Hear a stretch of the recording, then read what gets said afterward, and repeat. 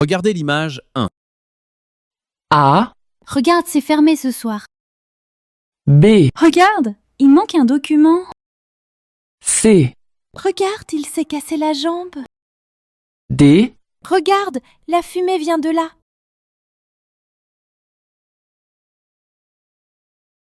Regardez l'image 2. A, Dépêche-toi, le train va bientôt partir. B, Fais un beau sourire pour la photo. C, Passe une bonne journée et travaille bien. D, Prends ton parapluie, il va bientôt pleuvoir. Regardez l'image 3. A, Circulation tout à fait normale sur l'autoroute 440. B, Aucune circulation dans les deux sens sur l'autoroute. C, Un terrible accident sur la route des vacances. D, Attention, gros embouteillage sur l'autoroute 440. Excusez-moi madame, je cherche le restaurant Les 4 Saisons. Est-ce que vous savez où il se trouve? A, C'est la formule avec le plat du jour. B, C'est mieux de réserver avant. C, C'est tout droit après la pharmacie. D, C'est un menu à 25 €.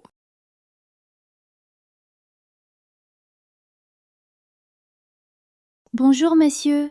Ce matin, je me suis brûlé la main quand je cuisinais. J'ai vraiment mal. Quel médicament est-ce que vous me conseillez? A, Des antibiotiques contre la fièvre, B, des comprimés contre la grippe, C, un sirop contre la toux, D, une crème contre la douleur. Qu'est-ce qu'on mange? A, Au restaurant chez Pierrot, B, c'est prêt dans 1 minute. C, Comme tu veux, tu choisis. D, Prends des assiettes en plastique. J'ai envie de me baigner. On se retrouve à la piscine? A, Oui, mais tu ne viens pas? B, Non, moi j'aime bien nager. C, Non, j'ai envie de nager. D, Oui, pourquoi pas? Je vais aussi à l'anniversaire de Tom ce soir. Qu'est-ce qu'on peut lui offrir? A, C'est pour ses 18 ans. B, Il veut une écharpe en laine. C, Je le trouve sympa. D, On y va en voiture. Hé, ça va, Jeanne? Non, Kamel. J'ai un problème avec ma nouvelle voiture. Elle est en panne? Non, elle roule, mais avec un bruit bizarre. C'est le moteur, je crois. Tu dois vite appeler le mécanicien du garage, il va la réparer. Oui, tu as raison. Question 9. Quel est le problème de la voiture de Jeanne? Bonjour docteur. Bonjour Madame Chabert, qu'est-ce qui vous amène? J'ai encore mal au genou et je me sens de plus en plus fatiguée. C'est peut-être à cause de l'hiver. Vous m'avez pourtant l'air en pleine forme. Pour la fatigue, je vais vous prescrire des vitamines et pensez à varier vos repas. Pour votre genou, nous allons regarder cela de plus près. Suivez-moi. Question 10. Que conseille le médecin à Madame Chabert? Mathieu, regarde ce pull, il est parfait pour Johanna, tu ne trouves pas? Mais enfin, elle n'aime pas le rose. Je préfère lui prendre autre chose, un livre ou un film. Elle adore les histoires d'amour. C'est vrai, elle lit toujours en mangeant des pâtisseries. Question 11. Quel cadeau est-ce que Mathieu va choisir? Alors comment s'est passée cette première journée dans la vie active? Plutôt bien. Les collègues ont été très accueillants. Et avec ton chef? Le soleil revient, c'est bientôt les vacances. Dans votre magasin Sport Plus, pour l'achat d'un maillot de bain, un tube de crème en cadeau. Rendez-vous au rayon articles de plage jusqu'au 30 juin. Question 13. Qu'est-ce qu'il faut acheter pour recevoir un cadeau? Finance mondiale, bonjour. Bonjour monsieur, je suis monsieur André Bertrand, je vous appelle d'Adélaïde en Australie. Je ne retrouve plus ma carte bancaire, qu'est-ce que je dois faire? Téléphonez tout de suite à votre banque en France. Vous me passez la déclaration de perte et nous allons vous envoyer 1 000 $ en chèque de voyage à Adélaïde en poste. Vous les retirez avec votre pièce d'identité. Question 14. Que doit faire monsieur Bertrand? Bonjour monsieur, je cherche la pharmacie Bollé. C'est dans le coin, je crois. Oh mon garçon, ça fait longtemps que c'est plus une pharmacie. Aux premières marches sur le sol, ici, qu'est-ce qui se passait dans votre tête? Quel état d'esprit? Quand je suis arrivé, je me demandais où j'allais. Le Canada, j'avais étudié ça à mon lycée, mais tout ce que je savais, que j'ai retenu du Canada, c'est que le Canada a des hivers longs et froids et des étés courts et chauds. C'est tout ce que vous savez. C'est tout ce que je savais du Canada. Vous ne savez rien déjà. Non. Question 16. Qu'explique cet homme sur son arrivée au Canada? Salut Mina, c'est Jérémy. Demain, je vais au bureau en voiture. Je peux passer te chercher vers 8h30? Je dois passer à la pharmacie en bas de chez toi. Tu peux m'attendre devant. Si ça t'intéresse, rappelle-moi ce soir. Question 17. Qu'est-ce que Jérémy propose? Trouver des places pour son rappeur préféré, c'était presque inespéré pour Johan. Alors il s'est laissé embarquer par le premier site trouvé sur son moteur de recherche. On vous dit attention, ce sont les derniers billets disponibles. Il en avait pour 2 places pour à peu près 350 €. J'ai appris après que finalement, c'était 70 € la place. Impossible d'annuler son achat. Il s'estime arnaqué et réussit finalement à se faire rembourser par sa banque. Question 18. Qu'explique ce jeune homme? Linda Popa, bonjour, merci de participer à notre émission. Linda, vous êtes une artiste reconnue, aujourd'hui les gens vous aiment. Quel est votre secret? C'est simple. Vous savez, je n'ai jamais pris de cours de ma vie. Je chante simplement avec mon cœur. Je dis souvent à mes élèves que la musique doit être leur temps et qu'il faut qu'ils chantent avec toutes les parties de leur corps, épaules, yeux. Il faut partager avec les musiciens, avec le public. Question 20. Quel est le secret de la réussite de cette chanteuse? Allô Marie, qu'est-ce que vous faites? On vous attend pour commencer le repas. Ah Benjamin, excuse-moi, j'ai oublié de t'appeler. On sort juste de l'hôpital. Mathieu a fait une chute de vélo et s'est cassé le bras. On l'a conduit aux urgences et il a été plâtré. On va rester à la maison ce soir car il n'a pas le moral. Il avait sa finale de rugby demain et il ne pourra pas jouer. Ah mince, ne t'inquiète pas, nous nous verrons un autre jour. Souhaites-lui un bon rétablissement de notre part. Question 20. Qu'explique Marie à Benjamin? Alors Frédéric, ce voyage en Inde? Très intéressant, mais c'était dur. J'ai traversé des paysages magnifiques et des régions très pittoresques, mais par 40 degrés à l'ombre, je ne recommencerai pas et beaucoup de circulation sur les routes et pratiquement pas de voies cyclables. Par contre, l'accueil des gens était partout très chaleureux, même s'ils avaient du mal à comprendre pourquoi je voulais traverser leur pays à vélo. Et seul en plus. Question 21. Qu'est-ce que Frédéric a trouvé difficile pendant son voyage? Tiens, c'est le salon de l'agriculture la semaine prochaine. Il faut que vous y alliez, Françoise. Je suis sûr que vous allez adorer. Vous savez, moi j'y connais rien, c'est pas le genre de salon que je fréquente. Vous avez tort, moi j'y vais tous les ans. Imaginez la plus grande ferme du monde qui s'installe en plein Paris pour 10 jours. Oui, bien sûr, mais il y a plein d'autres choses intéressantes à faire à Paris. Bien sûr, mais il faut y aller. Vous allez voir les animaux par exemple. C'est incroyable. Vous pourrez les caresser et je ne vous parle pas des spécialités gastronomiques. Un régal. Vous savez, moi les animaux... Cependant, vous avez éveillé ma curiosité, mais il faudra venir avec moi. Question 22. Dans ce dialogue, quelle est l'intention du monsieur? Bonjour Gérard. Nous écoutons votre témoignage. Eh bien moi j'ai passé la plus grande partie de ma vie à travailler. J'ai placé ma vie sous le signe de cette phrase d'un philosophe « On existe parce que l'on fait ». Mais aujourd'hui, à 62 ans, je me dis que le bilan n'est peut-être pas aussi positif que ça. J'ai une jolie maison, un travail plutôt élevé, je n'ai jamais été marié, je n'ai jamais eu d'enfant, ma vie amoureuse se fait un parfait désastre. On existe parce que l'on fait, certes, mais le prix n'est-il pas trop élevé? Question 23. Que Gérard aurait aimé faire? Quel but poursuivez-vous en organisant le prix des lycéens autrichiens auprès des élèves qui apprennent le français comme langue étrangère? Bien entendu, nous cherchons d'abord à promouvoir la langue française en Autriche. Mais nous avons surtout l'objectif d'introduire plus fortement la littérature de jeunesse française, que nous considérons comme étant très riche dans la classe de français, pour prouver que c'est un bon outil d'apprentissage du français. En effet, c'est un excellent moyen de s'entraîner à la lecture suivie, ce qui n'est pas toujours facile dans l'apprentissage du français. Question 24. Quelle est l'ambition du prix des lycéens autrichiens? CDB Formation, bonjour. Bonjour, je suis intéressé par votre formation en vente. Oui, quel est votre parcours? Je suis déménageur depuis 4 ans, je voudrais me réorienter. Malheureusement, notre formation s'adresse à des personnes déjà expérimentées en vente. Ah, je vois, mais j'y pense. J'ai travaillé 2 étés comme caissier en supermarché. C'est suffisant? Envoyez-nous un CV et une lettre de motivation.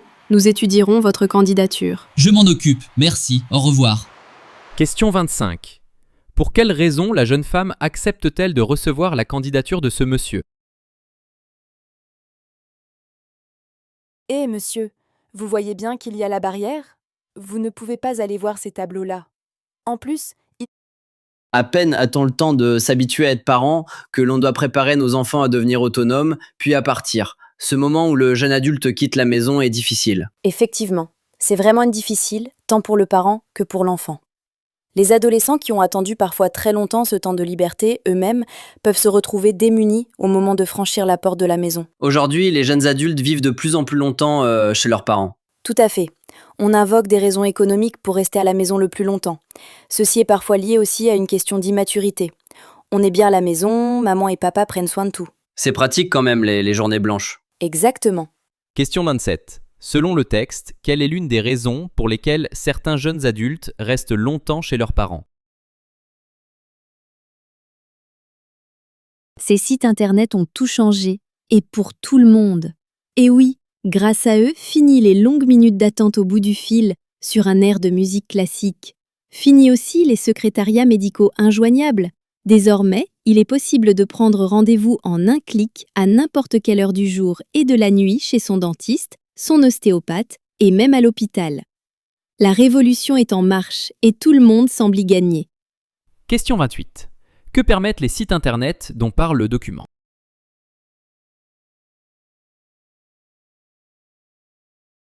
Projectons maintenant sur la BIF. C'est un phénomène qui s'étend ici surtout à Paris, poussé par la précarité.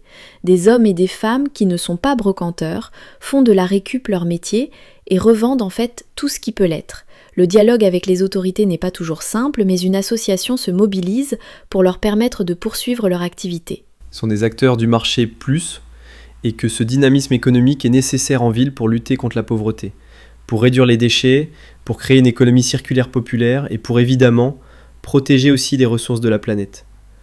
Un premier lieu pour les familles démunies. C'est nécessaire d'avoir un peu d'argent en vendant sa récup. C'est un travail et il devrait être reconnu comme tel. Question 29. Que souhaite l'association dont il est question? Dis, comment tu fais pour réviser ton anglais, toi? Surtout l'oral. J'ai beau apprendre des centaines de mots, faire des exercices, j'avance pas. Moi j'ai un truc. Pour l'oral, pas de livre, pas de cassette. Le garçon qui a la chambre à côté de la mienne est anglais. Alors on s'invite pour le café 2 soirs par semaine et on parle moitié en anglais, moitié en français. Oh, mais c'est bien ça. Et je pourrais venir aussi? D'accord, mais tu viens avec une copine. À 4 c'est plus amusant. Question 30. Comment s'y prend l'étudiant pour réviser l'anglais? Vous savez, aujourd'hui, on parle beaucoup des effets négatifs des écrans pour les enfants. Et les psychologues s'accordent à dire que les enfants qui sont trop soumis aux écrans ont des troubles de l'apprentissage, de la concentration, voire des difficultés de sommeil. En fait, pour les adultes, c'est exactement la même chose. Et on voit des salariés aujourd'hui qui ont du mal à se concentrer parce qu'ils sont en permanence dérangés par des notifications, par des mails. Donc c'est des difficultés de concentration, c'est des difficultés parfois d'apprentissage. Et il y a beaucoup de salariés qui aujourd'hui se plaignent de cette charge mentale. Il y a une étude récente qui nous cite comme chiffre 1/3 des salariés qui se sentent surchargés par l'information sur leur travail. Donc, l'enjeu, c'est de revenir justement à des temps de calme, de sérénité, propices à la concentration, propices à la créativité. Question 31. Qu'est-ce qui participe à la charge mentale des salariés?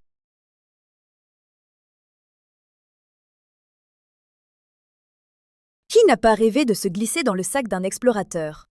18 lycéens toulousains ont la chance de réaliser ce rêve en participant au projet Capite 2. L'explorateur, Stéphane Gibson, a décidé de sensibiliser les jeunes aux problèmes de réchauffement climatique en les impliquant dans des expéditions sur le terrain. Pour moi, ça va leur permettre de vivre une aventure extraordinaire. Concrètement, sur place, ils voient comment subsistent les civilisations en Arctique, par exemple. Au total, 9 partenaires industriels spécialistes en recherche technologique soutiennent le projet. Oui, leur objectif est de tester en milieu extrême du matériel qui pourra servir lors de missions humanitaires. Bien entendu, ces lycéens ont suivi un entraînement physique pour mener à bien les protocoles. Question 32. Que propose le projet Capite 2 aux lycéens toulousains? On retrouve souvent parmi les meilleures ventes de livres les carnets de voyage. Mais qui sont réellement ces auteurs, artistes, voyageurs? Écoutons l'impression de Luc Château. Pendant mes séjours à l'étranger, quand je dessine, je veux créer des liens avec les gens, instaurer un dialogue avec la personne que je dessine et apprendre son mode de vie. En même temps, j'intègre des petits textes avec mes croquis. Ça ressemble un peu à un journal de bord, c'est spontané, mais il arrive que je le retravaille à mon retour. Ces parcours d'artistes n'inspirent pas seulement les éditeurs, mais aussi les voyagistes qui proposent des formules intitulées randonnées et carnets de voyage. Question 33. Pourquoi Luc Château dessine-t-il au cours de ses voyages? J'aime bien cet aspect du travail qui est travail en équipe. C'est plus agréable que le travail en atelier où on est tout seul sur ses plans et qui a un côté plus calme ou plus cérébral. Là, ça bouge partout, il y a du monde partout. Souvent, on travaille la nuit. Ça a des côtés sympas, mais ça peut être franchement fatigant. Et puis, dans ce métier, les perspectives d'évolution sont diverses. On peut entrer dans une carrière type Star System où on va devenir très connu et gagner beaucoup d'argent. Moi, c'est pas trop mon cas, c'est vraiment la possibilité d'être dans une recherche artistique qui me motive. Question 34. Qu'est-ce qui intéresse le plus cette femme dans son métier? Qu'est-ce que c'est la scène pour moi? C'est un lieu sacré. Moi, j'ai toujours dit ça, c'est-à-dire que elle vous donne beaucoup et elle autorise beaucoup parce que vous avez le droit sur scène de débuter. Vous avez le droit d'apprendre, vous avez le droit d'être maladroit, de chercher vos marques. Et parce que la peine est aussi faite pour ça. Par contre, il y a un truc qui ne pardonne pas, c'est que vous ne soyez pas toujours au meilleur de vous-même. Les gens vont le sentir, c'est pas du blabla ça. C'est-à-dire que c'est très concret. C'est très concret parce que le truc qui ne va pas, c'est qu'on ne peut pas faire ce métier d'artiste par devoir. On ne peut pas se laisser installer la routine. Moi, je me suis toujours battu contre ça, mais c'est facile pour moi parce que j'ai toujours le même plaisir de chanter sur scène. Question 35. D'après cette interview, qu'attend le public d'un artiste?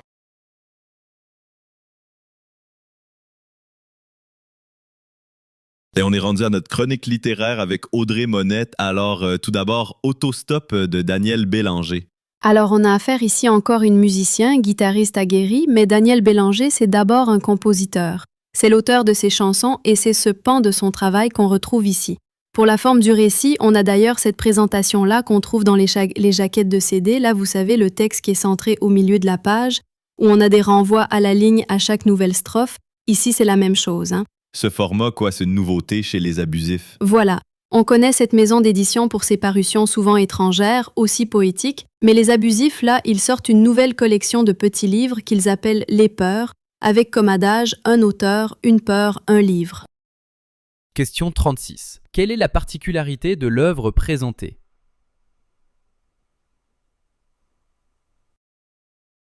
Renaud Capuçon, ce que je me demande, c'est comment vous, en tant que violoniste, vous arrivez à vous accorder si bien avec les autres instruments. C'est le grand bonheur de la musique de chambre, c'est justement ce plaisir d'essayer non pas de tirer la couverture à soi ou de jouer solo, mais de parvenir à une symbiose. Je trouve que ça remet vraiment les pendules à l'air.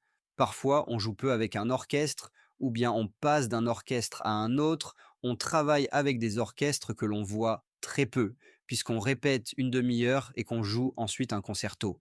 A contrario, la musique de chambre permet d'aller au fond des choses. On ne peut pas tricher sur scène. Le dialogue est absolument sans limite. Question 37. Qu'est-ce que permet la musique de chambre selon Renaud Capuçon? On voit vraiment que les pratiques culturelles sont clivées, malheureusement aujourd'hui même au niveau de la jeunesse qui pourrait être fédérée.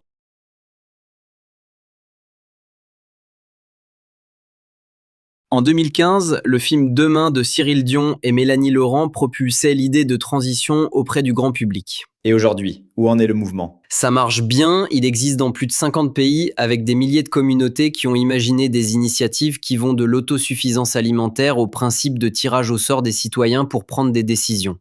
Ce mouvement se veut une réponse au manque d'imagination justement des élus. Rob Hopkins déplore d'ailleurs que les pouvoirs publics ne soutiennent pas cet activisme local comme ils soutiennent les grands groupes industriels. Il souhaite maintenant créer un bureau de l'imagination citoyenne et même une loi sur l'imagination nationale. Question 39. D'après cet extrait, quelle est l'origine du mouvement de transition?